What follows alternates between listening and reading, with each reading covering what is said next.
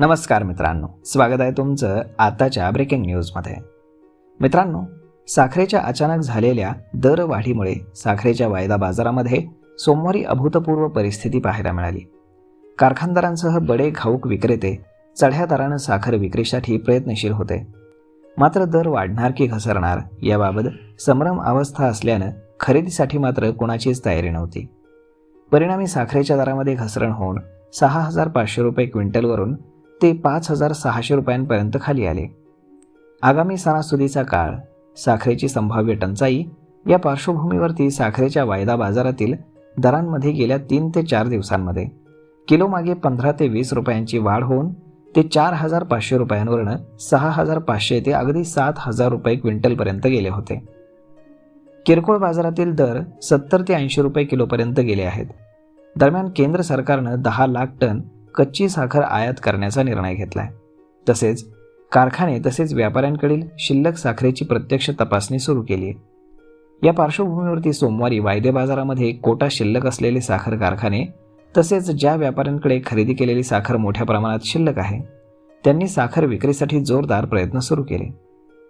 मात्र धोका पत्करायची तयारी नसल्यानं खरेदीदारांनी वेट अँड वॉचची भूमिका घेतली. त्यामुळे खरेदीचे साखरेचे दर हे 900 रुपयांनी घसरून 5,600 रुपये क्विंटलपर्यंत खाली आले. नवा हंगाम सुरू होताना 1 ऑक्टोबर रोजी देशामध्ये 40 ते 42 लाख टन साखर शिल्लक असेल असा अंदाज साखर कारखानदारांनी संघटनांनी वर्तवला होता. मात्र या संघटनेनं 35 लाख टन साखर शिल्लक असेल असा सुधारित अंदाजही वर्तवला.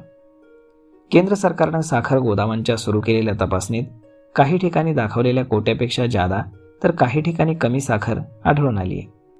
शिल्लक साखरेबाबत केंद्र सरकारला आकडेवारी देताना काही जणांकडनं गडबड केली जात असल्याचं स्पष्ट होत आहे आणि याचाही परिणाम बाजारावर झाल्याचं सांगण्यात आलंय.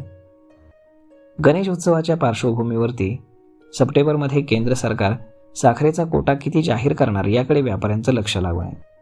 23 लाख टन कोटा जाहीर झाला तर रिफायनरीमधून आणखीन 3 लाख टन साखर उपलब्ध झाली तर 26 लाख टन साखर खुल्या बाजारामध्ये विक्रीसाठी उपलब्ध होऊ शकते.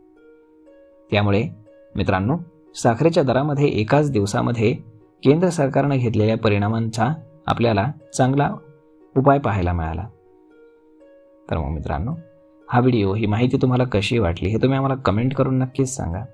आणि जर आवडली असेल तर आपल्या जवळच्या मित्रमंडळींसोबत देखील हा व्हिडिओ तुम्ही शेअर करायला विसरू नका. धन्यवाद.